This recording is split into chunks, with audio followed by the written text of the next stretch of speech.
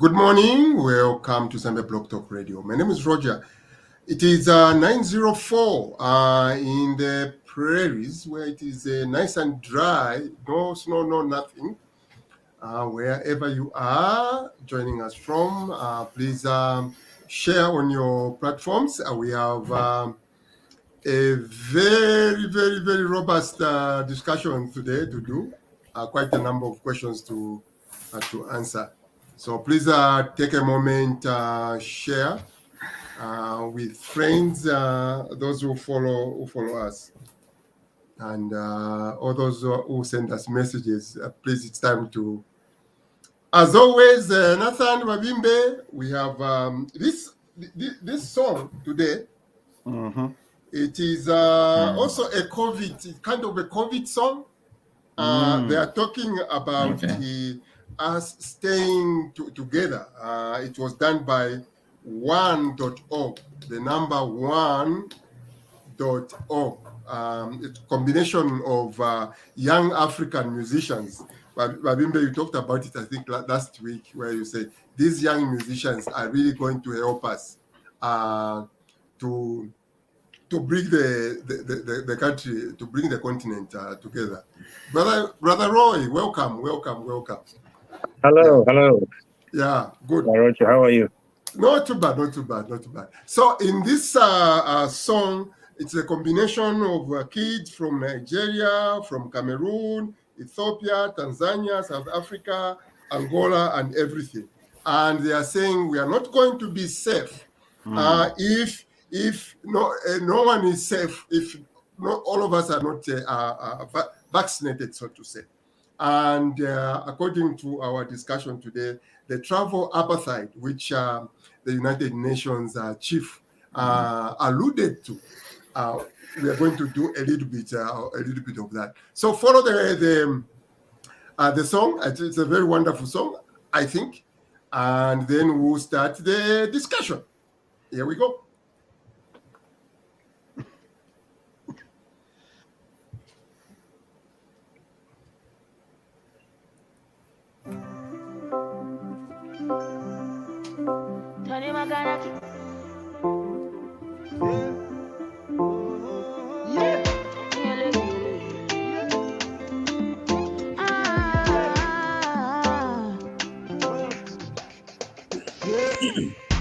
Everything is changed nowadays. Funny how we can't even play no more. It was only yesterday when we party every day. Now it's blood on the dance floor. All because of the virus. But it can't kill the power inside us to stand together and defeat Corona. One day, my people, one day we'll be celebrating, cause this plague is over. Nothing will be separating us, cause nobody is safe until everybody is safe. Oh, everybody is safe. Oh. Rain no go fall forever. Sun goes to shine, my sister. We go beat Corona if we stand together. If we stand in solidarity, we no go be too far down. Yeah, me I like that. Me I like you and I know you like me too. Me I love you and I know you love me too. We gonna save the world and not divide us. So nobody is safe until everybody is safe. Oh, me I want to be safe. Oh, oh, me bush and cheese. Feels like we just need it. We'll pick up the pieces, start over. All the tears will be all over. Can you mean it will be much closer? For now we scream and shout. One day, my people, one day we'll be celebrating, cause this plague is over. Nothing will be separating us, cause nobody is safe until everybody is safe. Oh, everybody is safe. One day, my people, one day we'll be celebrating, cause this plague is over. Nothing will be separating us, cause nobody is safe until everybody is safe. Oh, everybody is safe. Oh. Lummi al fare,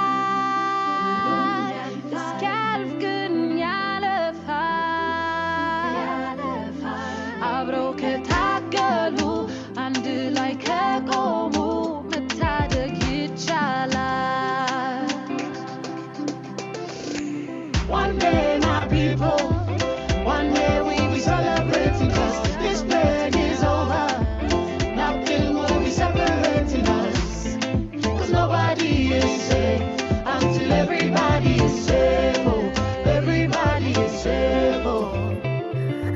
One day, my people, one day we'll be celebrating us. This plague is over. Nothing will be separating us. 'Cause nobody is safe until everybody is safe. Oh, everybody is safe. Oh. One day, my people, one day we'll be celebrating us. This plague is over. Nothing will be separating us. 'Cause nobody is safe until everybody is safe. One day. Thank you. So one day this plague will be over, but not now, as they say. A lesson from travel appetite. We are going to go straight away into our discussion. We have quite a number of items to look at. The first one is a lesson from the travel appetite. As you can see from my map here, I've got Mabimbe, Brother Roy, I've got the map of the world. The blue is showing you where Omicron is. South Africa, in Southern Africa, in Africa, Nigeria, Israel, Europe, in the UK, North America, and Brazil. But the only part where the travel has been banned is Africa, Southern Africa, and there's a lot of pushback, especially from the South African president, and head of pushback. So we are glad to bring this discussion. So before we do the discussion, I have a video I want to play where Ramaphosa is talking and how harsh the United Nations chief was. I'm not sure if this guy Nathan is going to have a job at the end of this year from the Americans. So let's listen to the video and then let's discuss what this apartheid, so to say, travel apartheid, tell us what we Africans we should be preparing for. Here is a little video.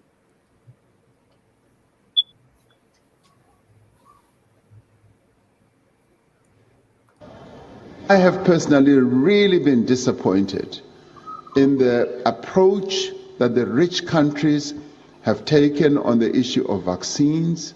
Firstly, they hoarded vaccines. They ordered more vaccines than their populations required. And when we wanted vaccines, they just kept, giving us the crumbs from their table. Earlier last week, UN Secretary General Antonio Guterres called the travel restrictions on African nations as unfair and punitive.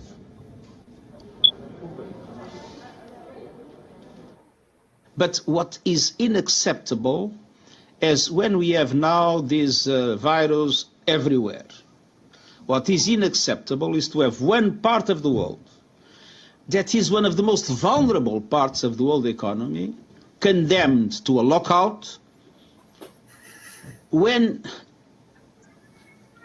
they were the ones that revealed the existence of a new variant that, by the way, already existed in other parts of the world, including in Europe, as we know. So this is a very strong appeal that I launch, appeal to common sense.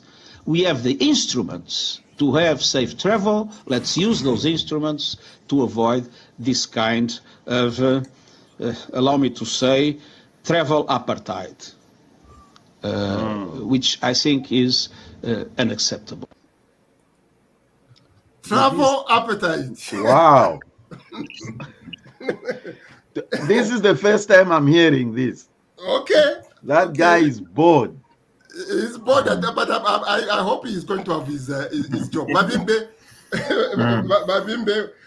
you've seen how many countries are affected. Welcome. Those who have come late, I can't say hello to you. I'm sorry, because today his show is packed and time is gone. So, Mabimbe, are we experiencing travel apartheid in Zambia? Thank you very much for having me. Thank you, everyone. Wakasonso, long time. Yeah, good to see you. See you.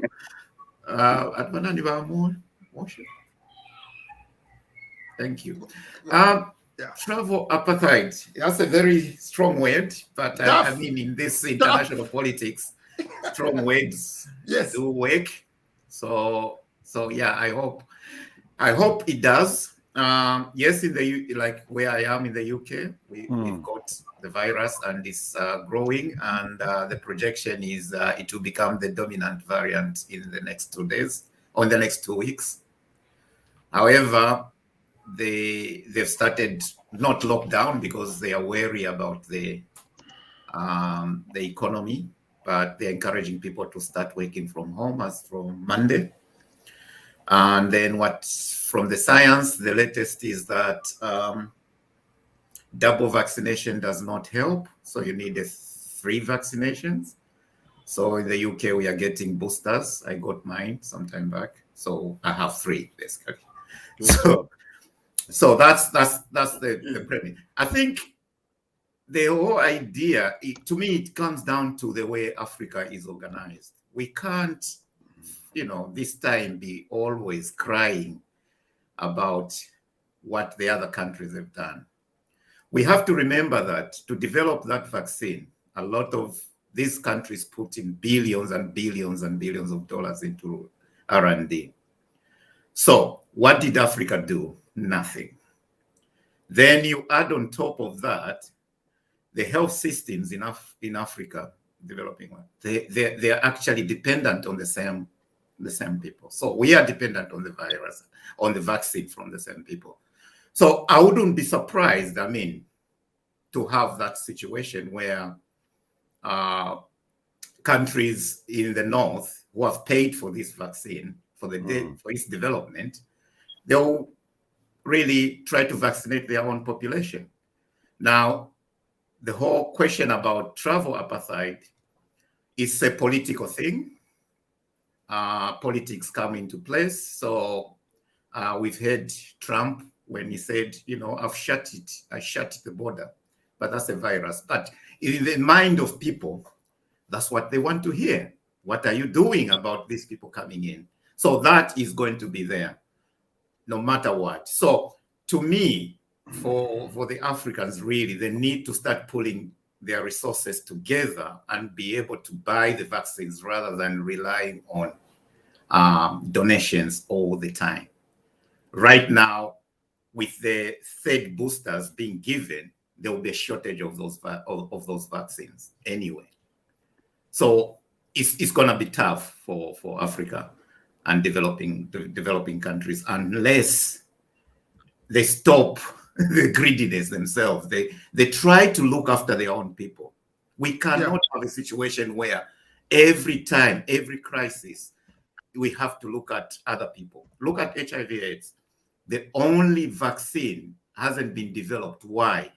Because the big pharmas, they don't have a financial gain out of it because the disease is prevalent in the developing world. This virus affected the economies of their country. That's why they had to put money. So companies like Moderna, Pfizer, if you look at the stock market, the stock exchange right now, their values have gone up because of this, booster thing. So it's okay, Mabimbe. Okay, Mabimbe. I don't have much nice things to say about Africa. Yes. Okay. But Brother Roy, Africa experiencing travel apartheid. You agree with Guterres, UN Secretary General? I do, yes. I agree with the word that he's used. Apartheid. I know it's a strong word, but that's what it is. That's what it feels like. Because only a few African countries have been singled out for this treatment, and it doesn't make sense, because if you look at the caseload in the European countries, I'm based in the UK. So here in the UK, the number of cases is huge. Daily, we have something like 50,000 cases. Many of those are this new Omicron variant. And to keep the the travel block in place, just it doesn't make sense. There is no point. There's no point of it. Logically, there is no point. And the only reason one can think that they're doing it is it's a sort of old habits, knee-jerk reaction to Africa. I can't see what else. Why else would they do this? Because there are countries in Europe that have a lot more of this variant. America hasn't blocked Europe, and yet they've blocked certain African countries, I think. But definitely my experience from the UK is it makes no sense whatsoever. Right. So therefore, we have answered that. I think this is just unfair treatment, which we are used to as Africans. We have our own continental free trade area. We are crawling to start working together. I'm seeing the roads Babimbe moving from is it Pretoria, Cape Town to Cairo. The roads they are wishy-washy. We are not developing as fast so that we can start trading. How quickly, Wakasonso, should Africa wake up and say, I think it's time to trade with ourselves now?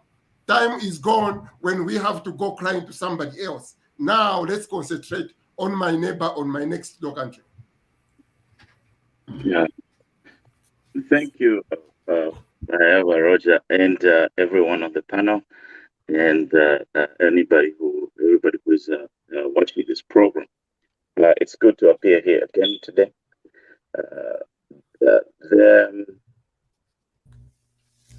The trading between African countries is something that we haven't done in many years, because most of our export resources, are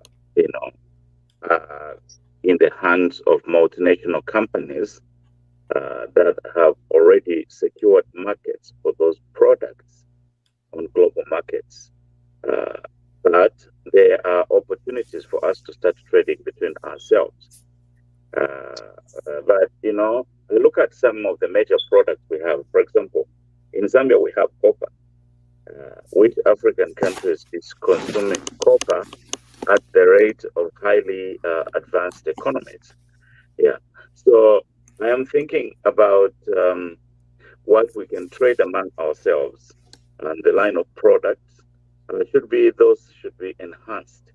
I don't think that part of commerce is massively touched by the travel ban. The concept that this virus travels through the planes and people coming from one part of the world to the part of the world is partly an established scientific discovery. China was cut off from the rest of the world when it was discovered that China was the source of the virus. Then we found out that the disclosure levels of the virus in the Western countries was at higher levels than China. So it's sometimes confusing where the virus really came from and how the virus evolved. Yeah, but let me comment on this issue, Roger, when we were talking about the ban. When you're talking about traveling to Western countries, that is a temporary measure. And if we think about Zambia, for instance, how many people travel to Europe per week for business that they can't do through integrated systems like the internet and email facilities? So I'm thinking that the travel ban is being blown out of proportion because a significant proportion of our populations are not vaccinated. So for them to be traveling around the world with very low numbers of vaccination rates, it doesn't make sense. Yes, it is a form of apartheid or whatever it is, but let's not forget that even China, when it was spotted that this is a place where the virus is coming from, China was cut off from travel around the world until the recent past. So it is a temporary measure, and everything will eventually be okay. But in today's world, we can do our meetings virtually, we can transfer money virtually, we can do commerce virtually. Yeah. So it's not a big deal to me. It's not a big deal, but the question they're asking is, why is the flow of people from Israel to North America okay? Why is the flow from Europe to North America okay? And why is that? That's what I've commented on. Don't ignore the rate of vaccination. Let's just take Zambia, for example. What proportion of the population in Zambia is vaccinated compared to the proportion of people who are vaccinated in the United States?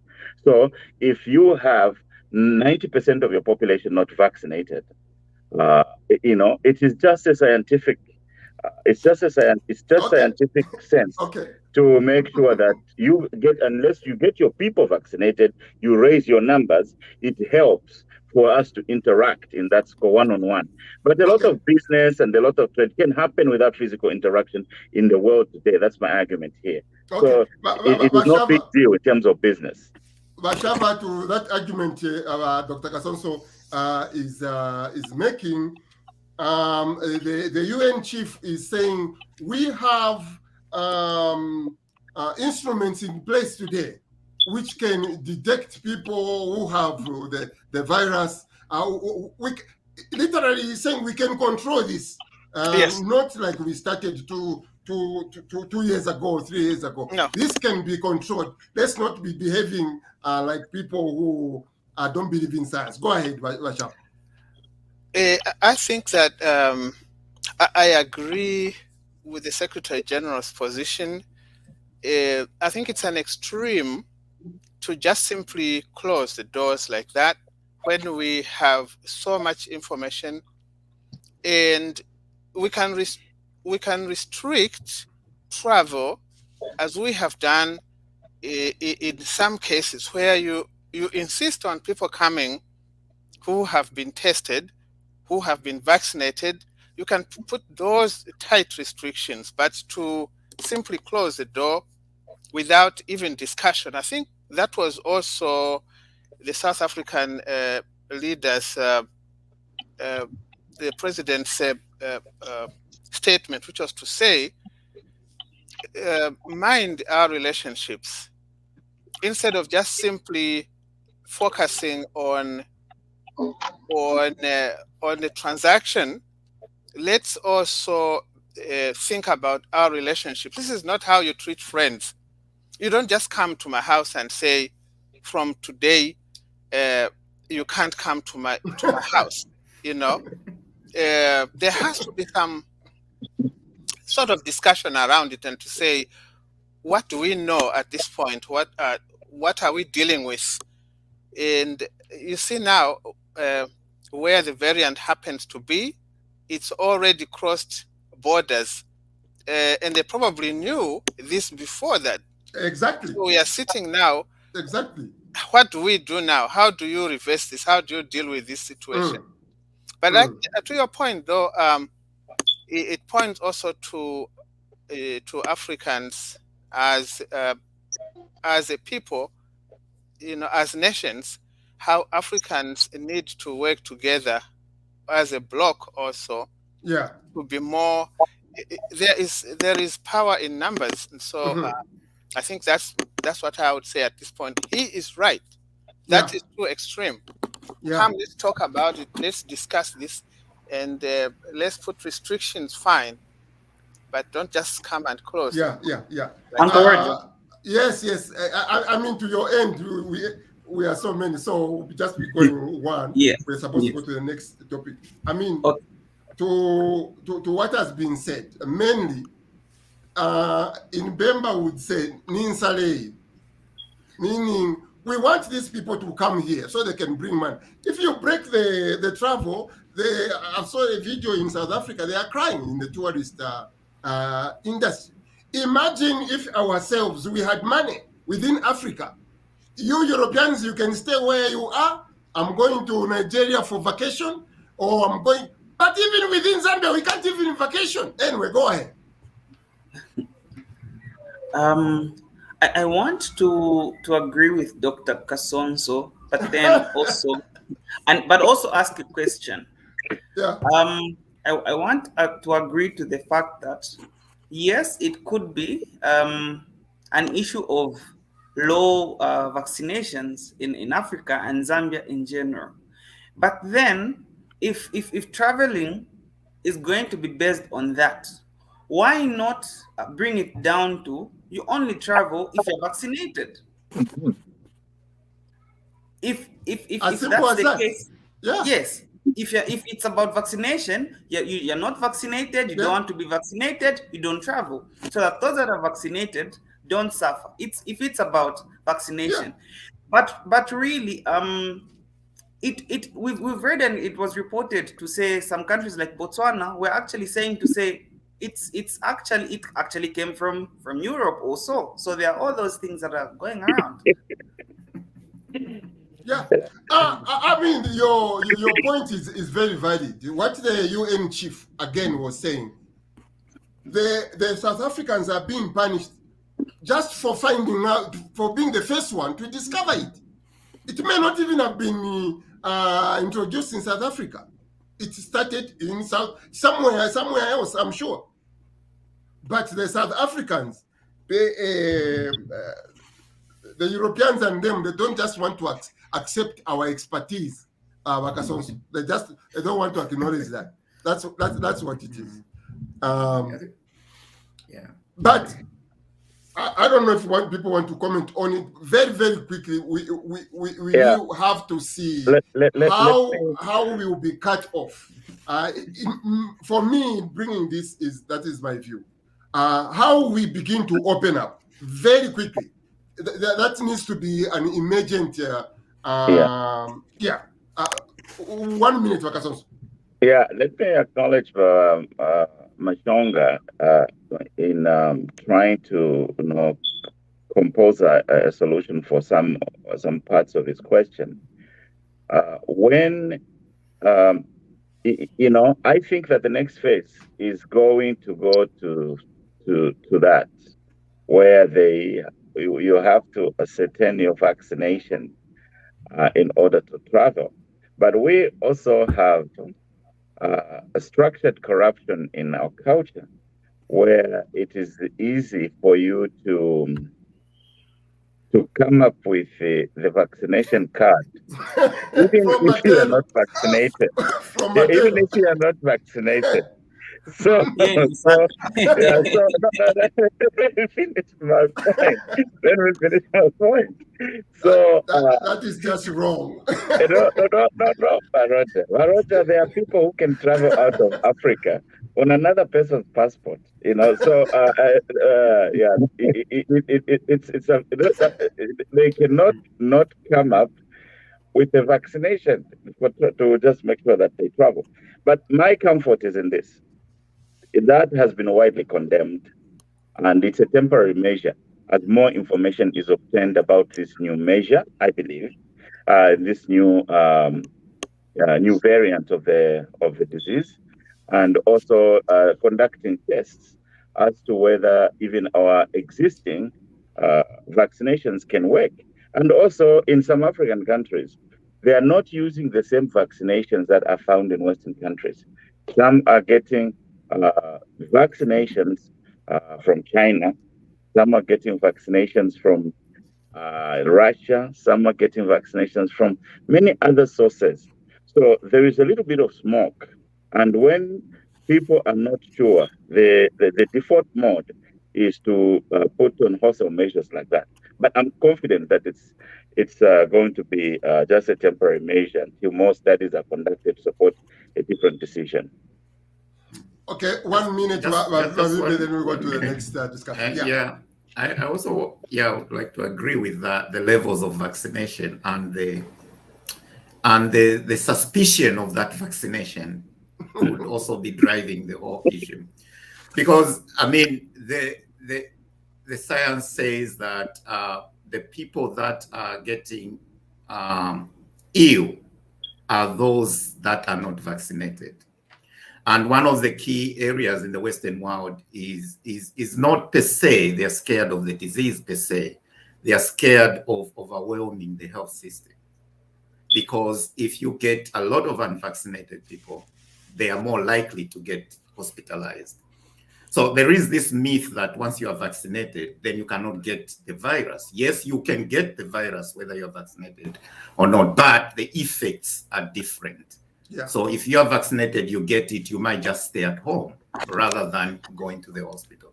Right. So there is a lot of that fear that, because, I mean, they've cancelled a lot of routine operations that they are now having backlog. So to overwhelm that health system again, I think that could be one of the reasons why they are blocking this travel ban, which I don't agree with because it doesn't make sense.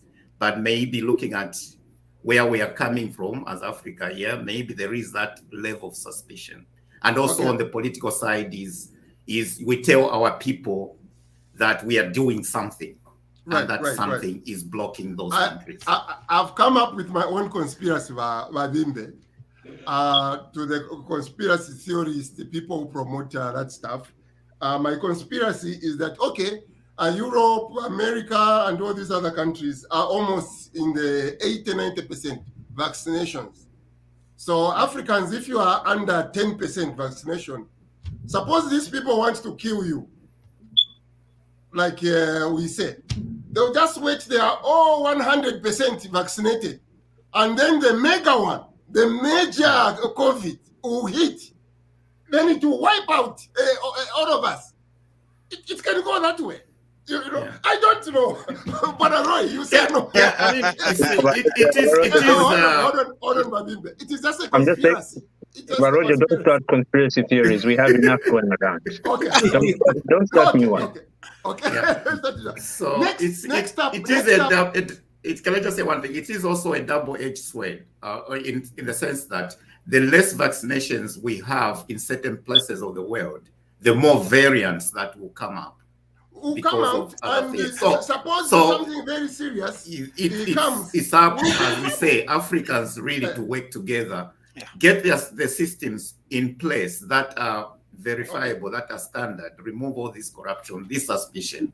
Yeah. Then we can do something. Yeah. The Home Affairs Minister was arrested. As you know, a Home Affairs Minister was arrested. So we want to talk about the psychology of this arrest, other than the actual case, as it were. So we are not here to celebrate the arrest of this guy. He was an arrogant guy, I think. In our recent memory, I can't remember any Home Affairs Minister after they lose power who was arrested. Yeah, so this guy was arrested. So we are not here to celebrate his arrest, but there are some of the things we are going to say. We might laugh. It's not that we are celebrating. I just want to make that very, very, very clear. The first question, be like fast answering this question. Did he see this coming? The arrest, Bashar, very, very quick. Did Kampyongo see this coming? Considering the arrogance he has shown just after gaining power, he will go on TV and you say, if I was to do this again, I would do it all over again. Because it seems HH was a little bit slow pushing them around. Did he see this coming? I believe he did. You see, when you flout the law, when you play on the margins, you are sure that the law will visit you. Just a matter of time. What also convinces me that he knew it was coming is that during the campaign period, the president had actually pointed out that wrongdoing of this magnitude will be addressed when we come in government. Yeah. So it was coming. Now, whether he's on the right or on the left of this issue, whether he is clear or he's not clear, will be determined by the courts. So I think he knew it was coming to visit him. Yeah. The courts, the courts, Mavimbe, will determine this. I've got 4 questions, so every one of you is going to have a question. But I like the way Bashar has gone very quickly. So Mavimbe, I want you now to picture. I want to take into this picture. This is the former Home Affairs Minister, Mavimbe. Are we together? He's a Home Affairs Minister. So now I want you to picture the arrest, how the arrest went. You were not there, but I just want you to picture it. And the psychology. We want to look at the psychology. I start with this statement, Wavimbi. This is a constable probably even knew in there, and the constable says to him, I'm sorry to laugh. The constable asks the Home Affairs Minister, what is your name? How debilitating is that psychologically when you are being now asked? You were once the head of the police. Now the young constable is saying, what is your name? They are writing your statement.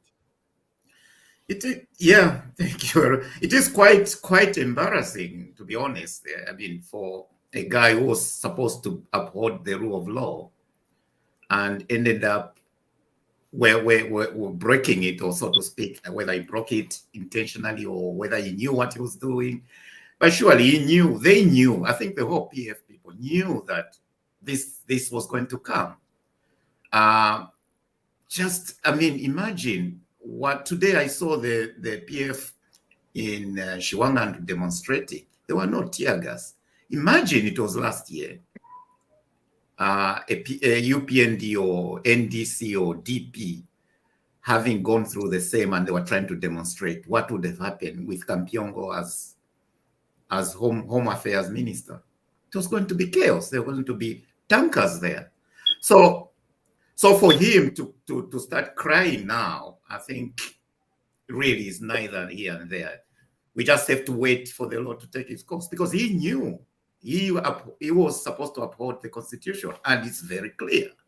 This is not what you do. But he's done it. And the other thing is, it's also a lesson for politicians and everyone in power. Okay, don't go there, because that's a reason. That's a reason why we have this discussion, because we want this to send a message. Once you are in power, these are not things you do. Brother Roy, I want you also to continue with my crazy my crazy imagination. So after the name is asked, what is your name? And then they say they tell him you are under arrest. Tell me the feeling is being led to a cell. Former minister, you are being led to a cell. What is the feeling like? I'm sure there's a bit of shock in there. Even though the PF thought that this might happen. Yes, just even though they thought this might happen, I'm sure when it did happen, I'm sure it still came as a shock to them. But having had it happen to them, I think they can see that at least some aspects of it are fair. He's been given bail. In the past, when a political figure was arrested, some of them would be arrested on a Friday, kept in the cells all weekend, and kept beyond the 48 hours that they were supposed to be kept in the cells for, according to the law. So I'm hoping that at least they can see that the law is being applied fairly. I know they may think it's persecution, but in all respects, to us looking at it from the outside, it does look like there's a fair process going on. To the individual, I'm sure it's still shocking, but the Secretary General of the PF did say that I saw a headline where he said, if we don't win this election, we will end up in jail. They knew what they were doing. Yeah. Wakasonso, let's continue. I'm seeing more of a psychological punch to me, rather than, okay, I think yesterday we were discussing the case is there. But psychologically, this arrogance we have seen from the members of the PF, what did this arrest do to them? What message has it sent? Holding the former minister. We are not talking about a small cadre here. We are talking about the former Home Affairs Minister. What message does it send to everyone else? Yeah, it's first of all the words of the former president, Dr. Edgar Chagwa. He once said after he disembarked from an overpriced aeroplane that now in my elections, but what I'm interested in is the last sentence. He said, Umulandu Taubola. That is a message it has sent to the PF people. That Umulandu Taubola. You can imagine that case is nearly 6 years ago. Yes, 2015. Yes. So Mulandu Taubola. Now let me also cure something from what you said. You said we are not celebrating, but we don't hold us. We may celebrate because of another little phrase I learned in my mother's village. Aka kunyerele takalabwa. You know, uri Kampyongo nga chakoba cha ali chite chintu cha kunyerele. Era nomba kamutalala kashinawo ulole bakamufunde. Ali pya chite. So padana iwe kuti wasanga mwensa answered, ule mheshimiwa letu chucha nomba kamutalala. Yeah. So you know about Roger, the way when we have power, the way we treat people, you know, power is not absolute. The way we treat people once we have the power with us. But you know, the PF are preoccupied, power this, power this, power. They don't even comment on service. So the potential victim in that offense is the current vice president and the former first lady. So it is not just a kawaii like myself who tried to climb on it and then they wanted to stone it and stuff like that. There are people of notable character and name recognition in the country today, as we are speaking right now. But he had the instruments of power. What was the biggest issue there, and the message it must send to them, even to the current administration, those who are serving, his level of education was a concern. If you can't give a person the weapons, the guns, with his level of education, they picked a cadre from the streets in Lusaka and made it a Home Affairs minister. So he started using those to look good to the president by persecuting political opponents and some people that he didn't like. And when he spoke like he owns it all. That position requires an attorney, the person who understands the law, the proper way to use those things. So the quality of leadership was a concern. This is the reason why he created parallel policing. We can see that he was an important person in creating parallel policing of cadres. Those guys are telling the police, your boss is our boss. He's the one who has sent us here. You know, you see that clip? So he was in charge of the parallel policing by cadres. When we talk about cadreism in Zambia, it is the Kampyongo's baby. The Kampyongo's baby. So he was a cadre for Lungu, and he did a lot of damage. Remember when the police shot Nsamansama and others? It was under his, even through his command, to go and intimidate the citizens and kill some of them.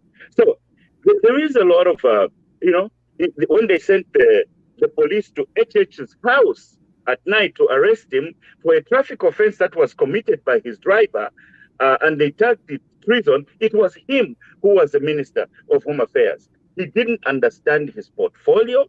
He didn't understand how to properly use the law and use those weapons and instruments to curb problems.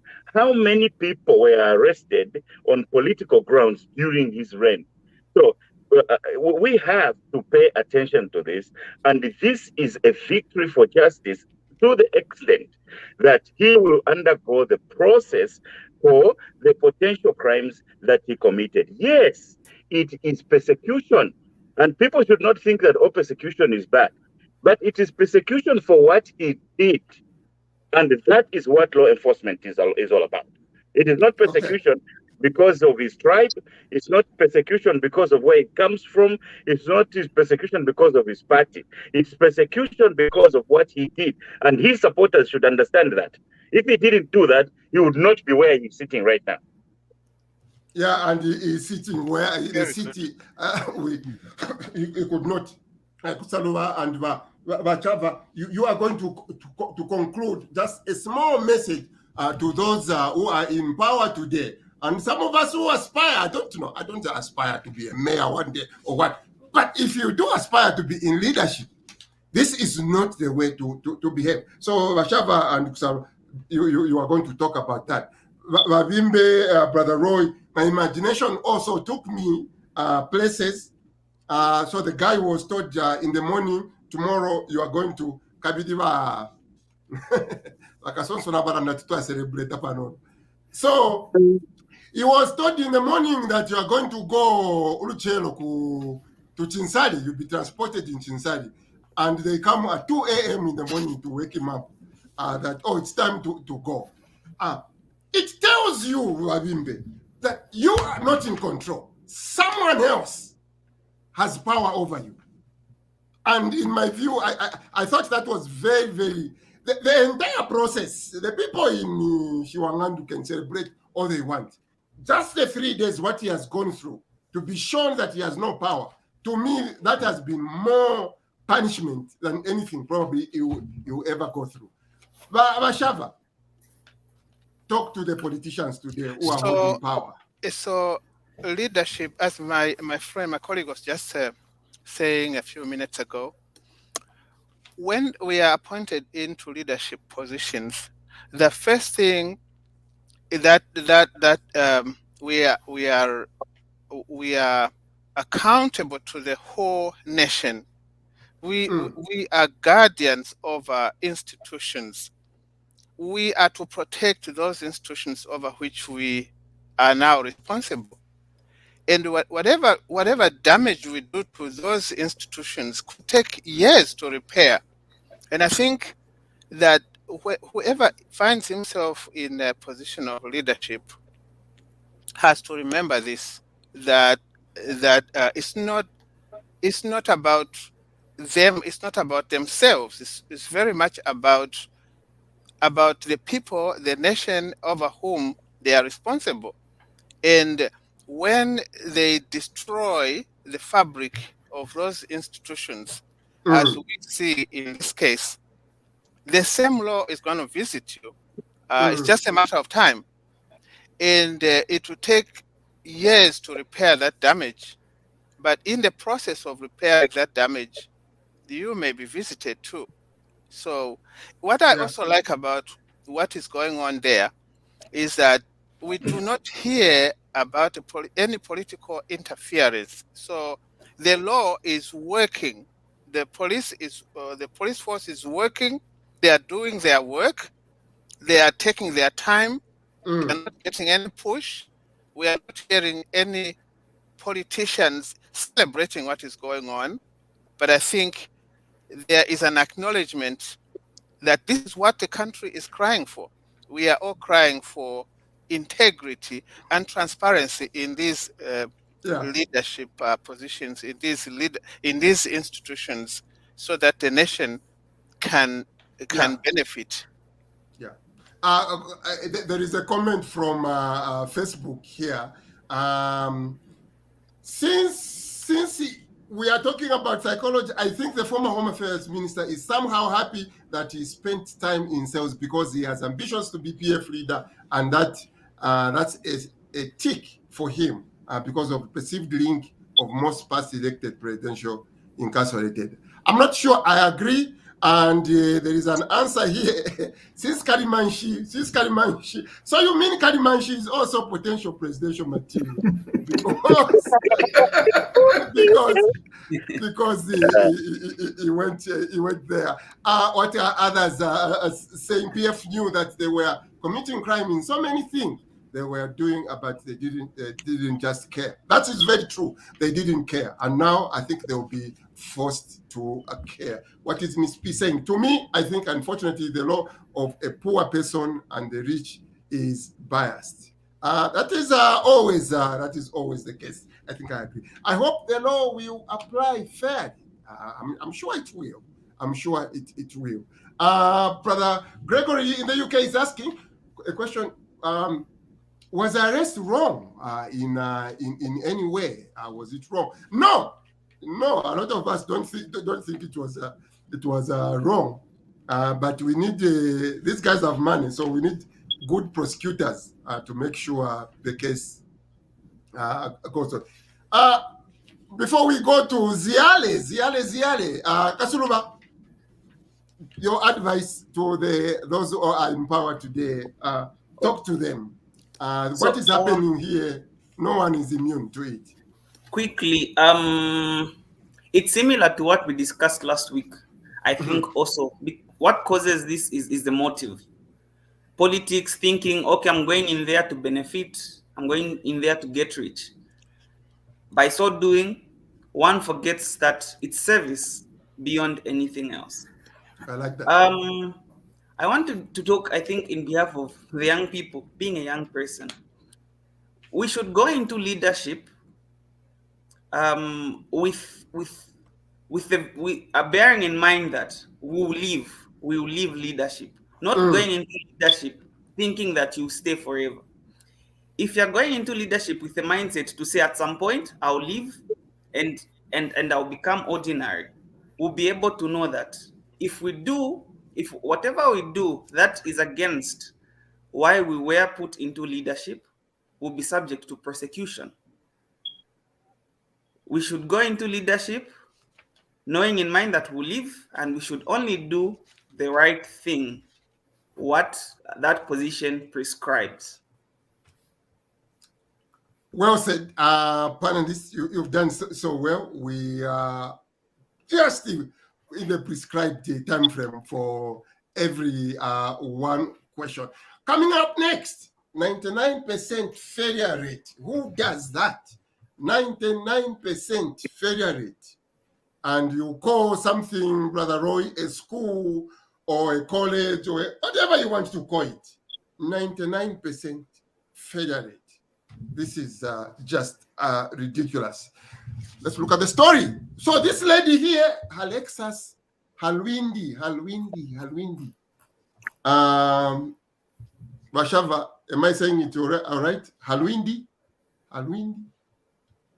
Yes, Halwindi. Halwindi. Okay. Yes. Halwindi. Correct. Yeah.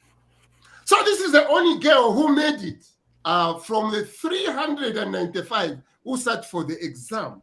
She is the only girl who passed the exam. One individual. The entire law school of University of Zambia. Only one individual. The entire law school, I hear there is a law school at Lusaka University. Maybe zero past Ziare. All these Massimo colleges may have their own law schools. Nothing, zero, nada. Brother Roy, this is why you were brought here. What is the what is the problem here? Well, I'll start off by saying I'm not a lawyer.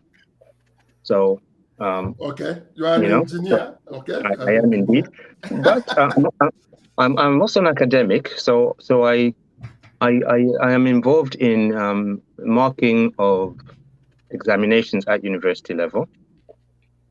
And what we do there is when we have a set of results, we standardize them. We fit them to a normal distribution as much as we can, because we expect that every cohort of students should approximately fit that distribution. There'll be some very good candidates, some very poor candidates, and a lot of them in the middle. So when I hear that only 1 out of 395 students has passed, so, a pass rate of 0.3%, or as you said, a failure rate of 99%, 99.7% even,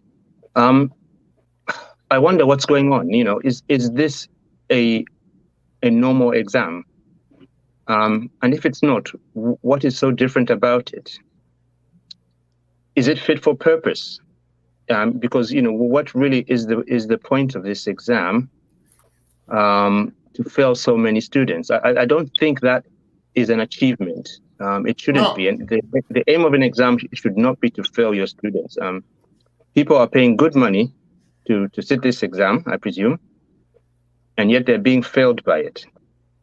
So my question, amongst many, is where does the responsibility lie Is it the students themselves? Is it the quality of the students, the caliber of the students? Are they not prepared enough? Does the ZIALE examination board, does it give the students enough information to pass this exam? Now, I know in Zambia that there is a tendency to try to fail students. And I know this is a sweeping statement, but anecdotally, I've heard that, and it's true. At universities, lecturers pride themselves of failing students, which to my mind doesn't seem right, because what you want to do is to teach them well enough so that they pass. So I don't understand fully what's happening at ZIALE, but there is an issue here, and it's whether the students are prepared enough, and whether ZIALE should take responsibility. I don't know, but I want to know if ZIALE, if this exam meets international standards. Do they have external examiners, for example? And what do the external examiners say? Do they issue a report? Is there a body in Zambia which regulates examinations? And has ZIALE been through that process? It may well be that it has, but I think just this exam is very anomalous. To me, it doesn't look like it's fit for purpose. Now, I know being very rigorous and trying to only allow the best students through is could be the reason for it. But I do worry about our legal fraternity, because the constitution that we have, seems to have errors and omissions, inconsistencies. Is there any relationship between the ZIALE exam and the outcome that we see in some of our legal documents? I don't know that there is, but I've got lots of questions here. That's a good one. I am quite disappointed. There was one issue this week that came up. There's an issue every other month or so, perhaps maybe less frequently. But what is going on in our legal fraternity? Why can't we write a constitution that is just logical?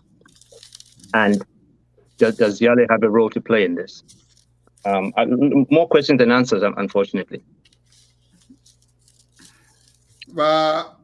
Vimbe, you blame the university where these law school children go. I saw your argument somewhere. Kind of. I want to think that probably we are looking at the wrong entity to blame. I would blame probably the pipeline, because we have to think ZIALE is not a university, it's a top-up for you to qualify for the bar. So these guys who are going to ZIALE, they've already got the bachelor's in law. So could it be that the teaching, the caliber of the quality of the teaching from where they're coming from isn't of that high quality?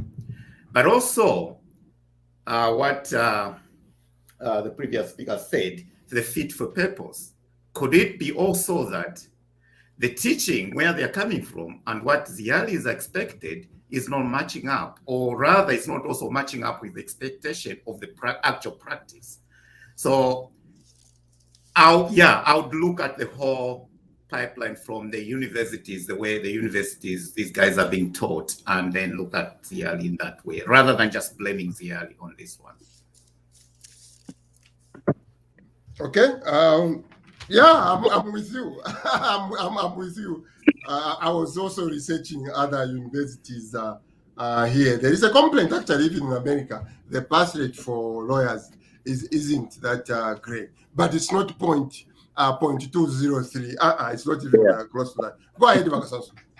Yeah. I want to affirm Roy's proposition of fit for purpose. But as an educator myself, the one who grades exams and prepares students for a rigorous exam called the CPA exam, which is probably, lawyers will say something about their exams, but since I'm an accountant, let me say something about the exam, which is probably the toughest exam in this country, in these United States. Must be a professional licensing exam must be set at the appropriate level.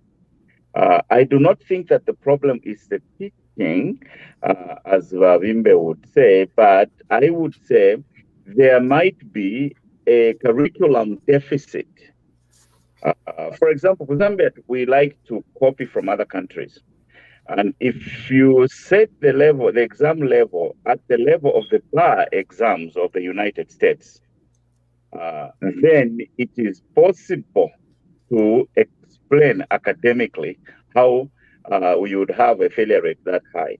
Because, for example, here in the United States, for you to qualify for the bar exam, you have to have a Juris Doctor degree, which means on top of your bachelor's degree, you go specifically to graduate law school for another 3 years. You are in school for a minimum of 7 years.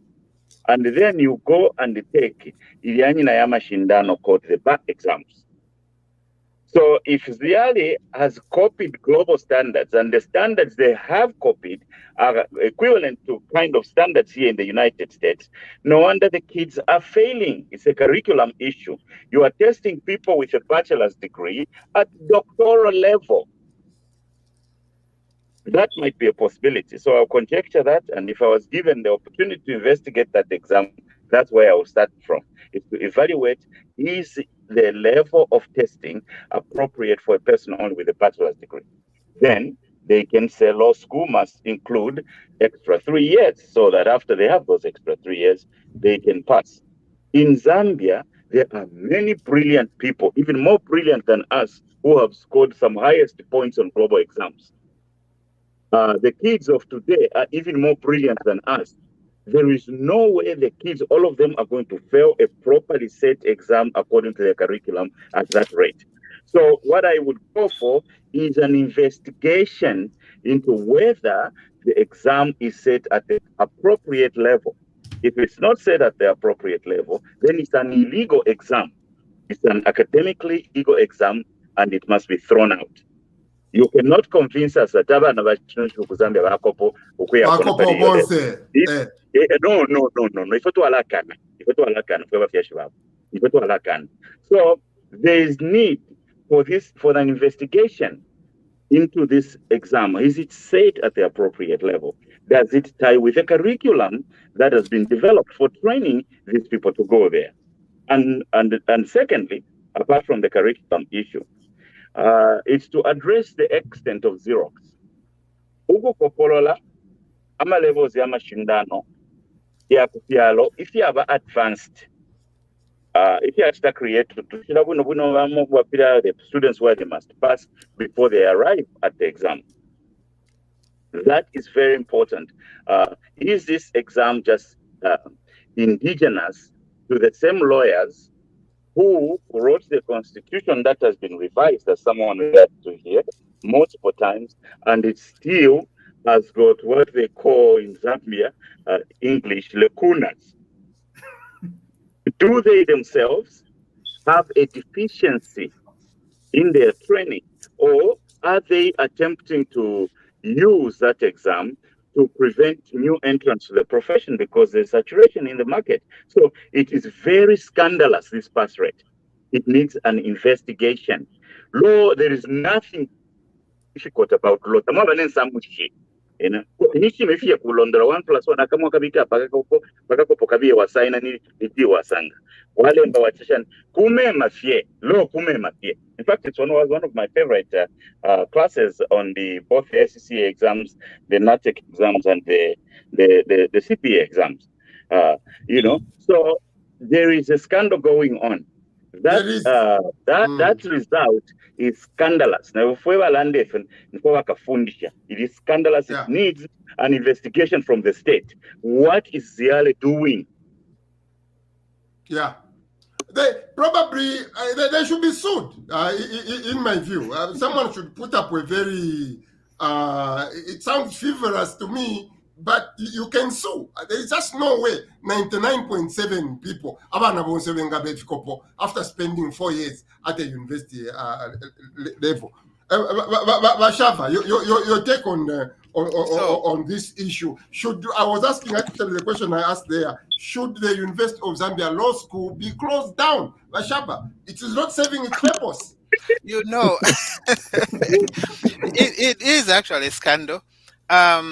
Yes. Whenever we are looking at these exams, okay, we are evaluating so many things. So many things are under the microscope now. We're looking at selection of candidates who are students who have gone through the process. We are looking at the curriculum. We're looking at the process, the facilitators of a program, the lecturers.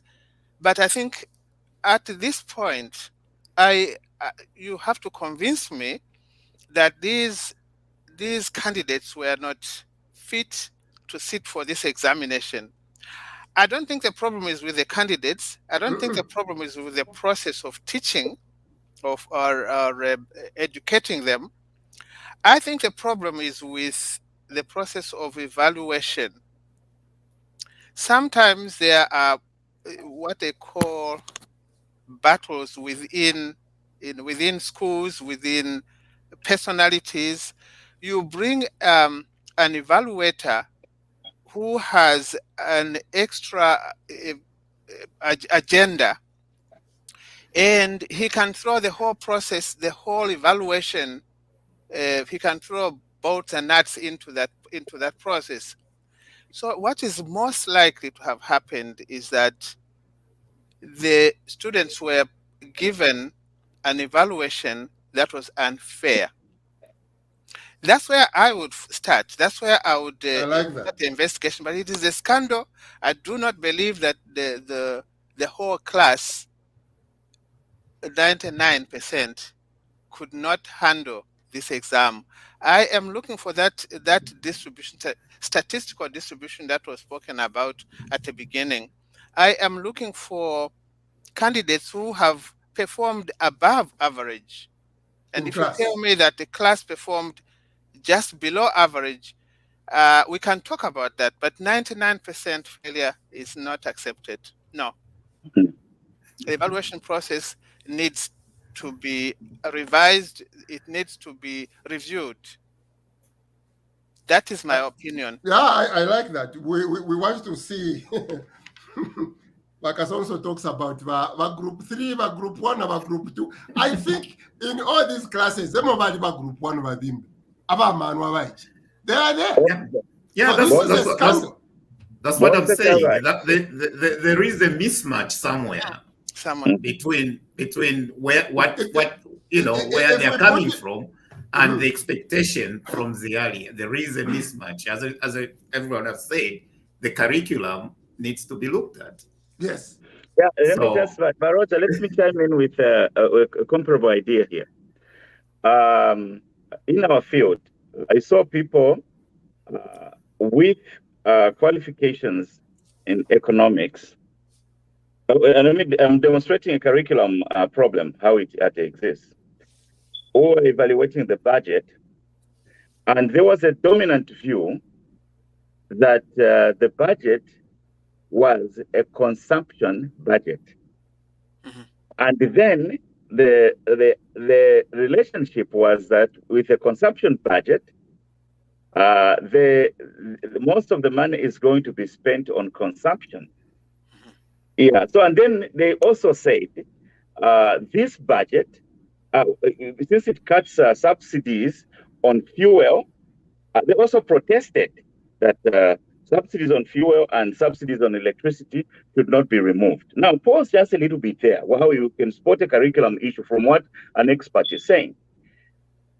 The subsidies on consumables, that is what consumption is.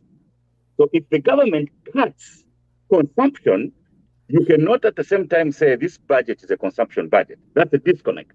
Two, if the government is employing teachers and is employing doctors and nurses, and the government at the same time is distributing money across the country to stimulate projects that will give people short-term jobs, sometimes even in the long-term jobs, what are they funding? They are providing two factors of production.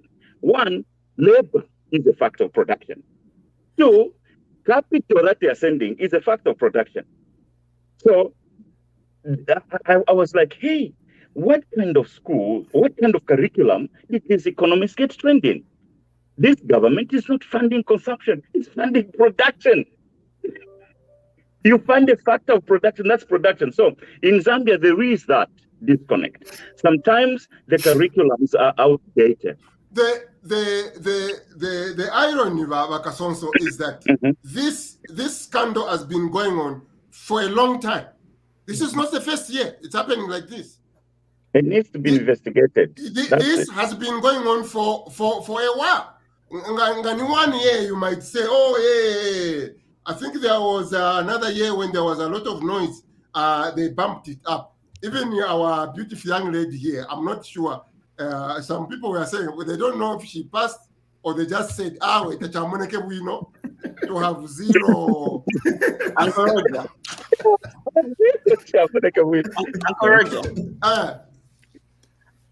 For me, what's going in my mind is, with all due respect to law, my question is, what makes law so special? If there was, I think, a profession that should have been failing people like that, maybe medicine. Because in medicine, you're actually working on individuals and people. Any mistake that you make, someone dies. You risk the life of an individual. Because I'm comparing professions. I'm looking at medicine, I'm looking at engineering, I'm looking at economics. So is it about trying to monopolize the law profession? Because is it why we are seeing overprices? Let's say law firms of overcharging. There's this law, just 1 minute or 5 minutes, exorbitant prices because of there are very few of them. Yes, is that the agenda? Because for me, like you're saying, I think it goes beyond many things. This has been recurring. This has been going on. This time, yes, it was one person, but there are times that you just hear maybe 3 or 2 or, things like that. So what really is the issue? What makes it so special as compared to medicine, where people that are dealing with human beings pass in huge numbers? Let me just object to a concept of professional. A concept of professional comparisons. Law in itself, it towers over. It permeates more than its own profession. So we can't take one profession and say this is more important than the other.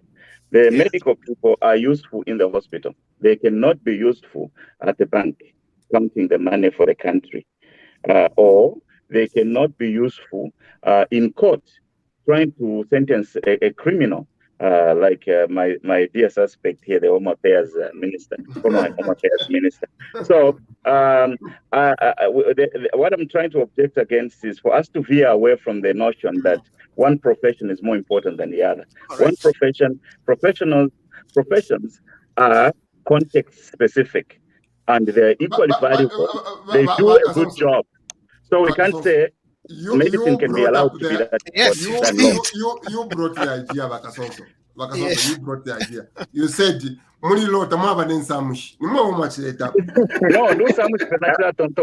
because the Olupendo, Samush Valoja, now for some way, they do solve it. But the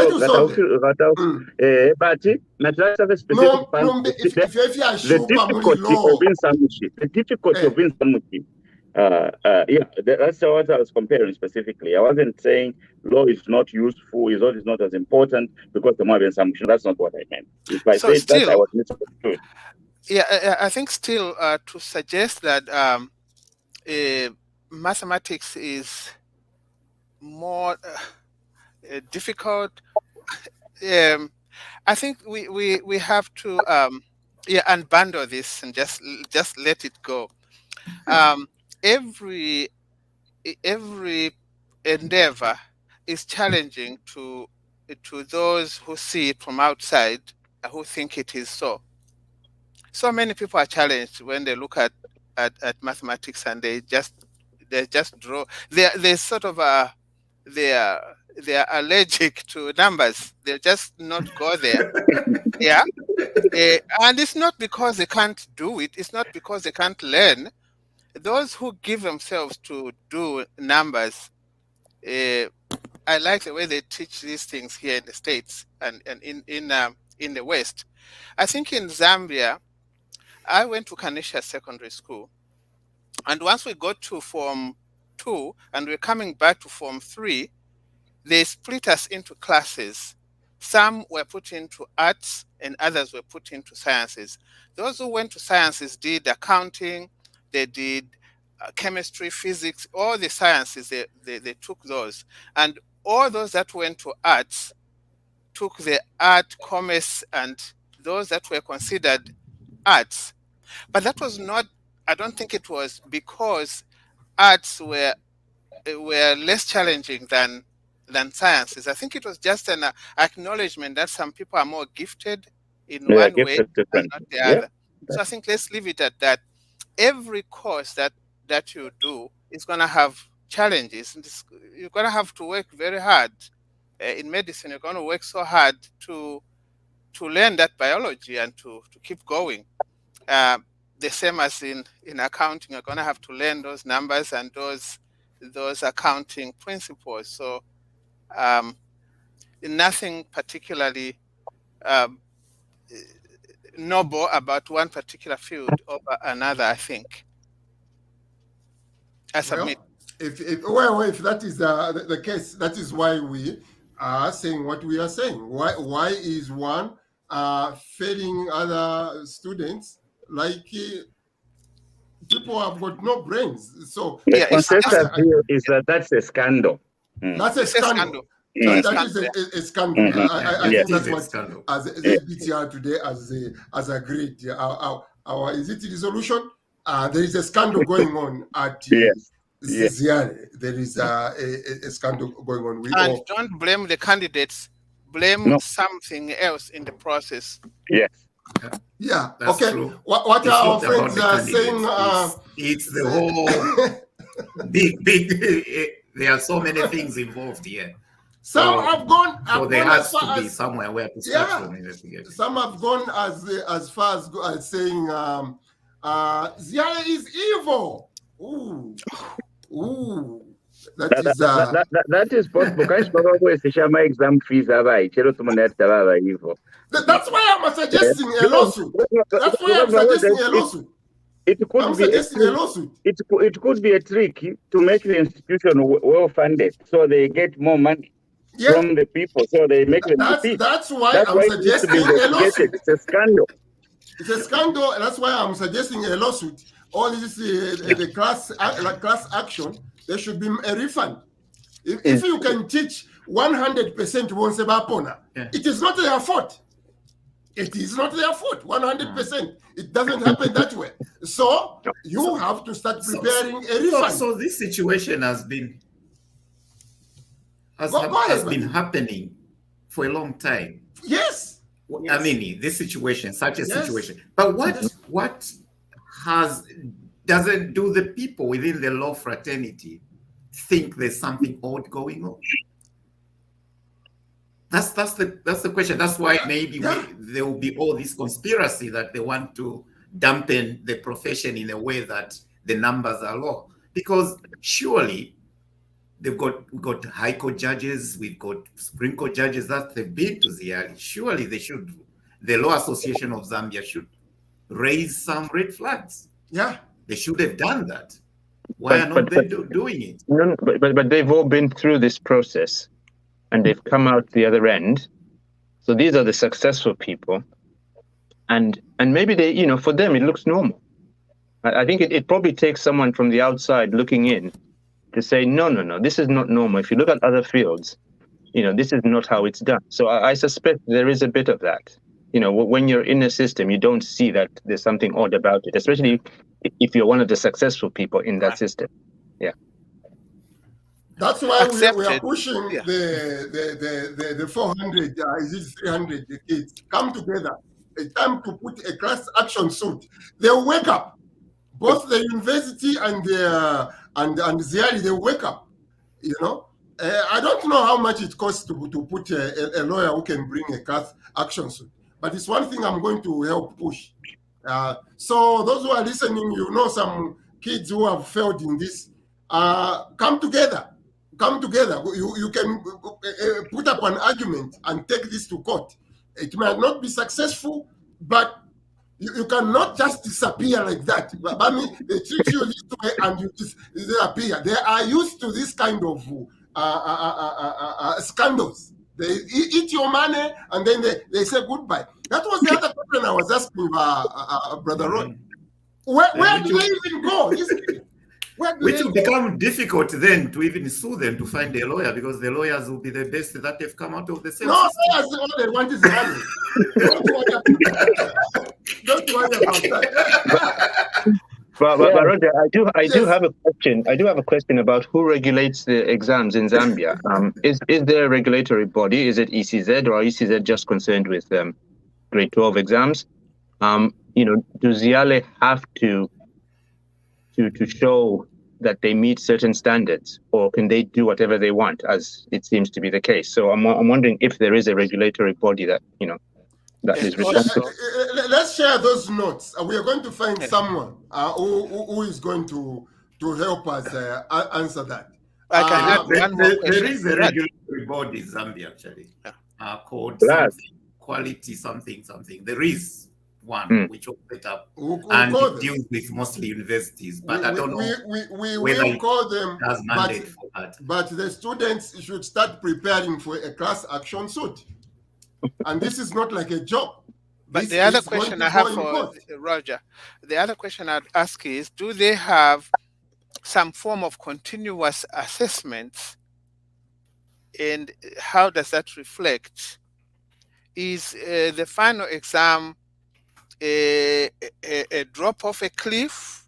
Do they consider the continuous assessment in the school to project what might happen? We used to have what they call that exam, preparatory exam, just mock before exam. The final. Yeah, the mock exam. Do they have things like that? Do they have those setups to prepare their students? Because if not, that might explain the reason. That might give a reason for what you see now. Yeah. Well, according to what Makasonso said here, even here, people go to law school, extra 2 years, extra 3 years. They go to law school. I'm not sure if this is the same case at the University of Zambia, or it's just the 4 years. Next, it is a bar, and they go to the bar which has been borrowed from the US or from the UK. You know, that could be the problem. Whatever the case, we are going to find out, and we are coming with a class action suit. Be ready, Ziari, there, and we are not playing. But Roger, I've just sent a link to this Zambia Qualifications Authority. Okay. On the chat, yeah. Okay, wonderful. I'll copy it. Let's go very, very quickly. That's a life we are subjected to here in Zambian University. Yes, Zambian universities, they pride in failing students. It is very, very bad. They should investigate seriously. Pupils cannot be in school for a whole year, not a whole year, for 4 years, Ms. B. 4 years. For 4 years, plus fees, students pay. No, this is a scandal. It has been declared a scandal here on Zambia Block Talk Radio. Indeed, they should have a continuous assessment. Ziare is playing my Karange game. It's Tom and Jerry. We might say it's Tom and Jerry, but some serious time has been lost. The kids have lost time. They have lost serious money. So this week I'll be involved in collecting some of the students who sat on this exam, with a view of bringing a class action suit, and I'm very serious about that. Bali watesha carrot na ka black and white. Monica. But I think part of the members of the diaspora, this is where we come in, you know. This is where we come in and speak for those who cannot speak for themselves. Things like this here in Canada, things like this in America cannot happen. Reason, you will be taken to court straight away. You will be taken to explain. All right. Brother Roy, don't be a stranger. We are here every Saturday, 18 hours Zambian time when we change the clocks. Babimbe, thank you as always, you know, making time for being with us. Kasuluba, I have a video for you we are going to discuss when we meet. Dr. K, thank you again. Vashava, this is your premiere on the live show. Please be our guest. As we take Zeali and the University of Zambia to court. Have a good afternoon. Is it good morning? It's 10:30 for me here. Goodbye, everyone. Okay, goodbye. Bye-bye. Bye-bye.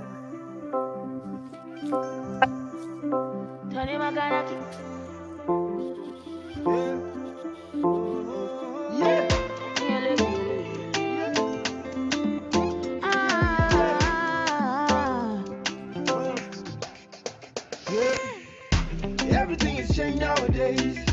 Funny how we can't even play no more. It was only yesterday when we party every day. Now it's blood on the dance floor. All because of the virus. But it can't kill the power inside us to stand together and defeat Corona. One day, my people, one day we'll be celebrating, cause this plague is over. Nothing will be separating us, cause nobody is safe until everybody is safe. Oh, everybody is safe. Oh. Rain no go fall forever. Sun goes to shine, my sister. We go beat Corona if we stand together. If we stand in solidarity, we no go be too far down, far down. Yeah, me I like that. Me I like you and I know you like me too. Me I love you and I know you love me too. We gonna spread the word. Tell them. I'm not divide us so nobody is safe until everybody is safe. Oh, me I want to be safe. Oh, about me bush in Jesus. Feels like we just need it. We'll pick up the pieces, start over. All the tears will be all over. Can you mean it will be much closer? For now we scream and shout. One day, my people, one day we'll be celebrating, cause this plague is over. Nothing will be separating us, cause nobody is safe until everybody is safe. Oh, everybody is safe. One day, my people, one day we'll be celebrating, cause this plague is over. Nothing will be separating us. Nobody is safe until everybody is safe. Oh, everybody is safe. Oh. Bloom i alla fall. Det skalvgun i alla fall. Abroke tackelu and do like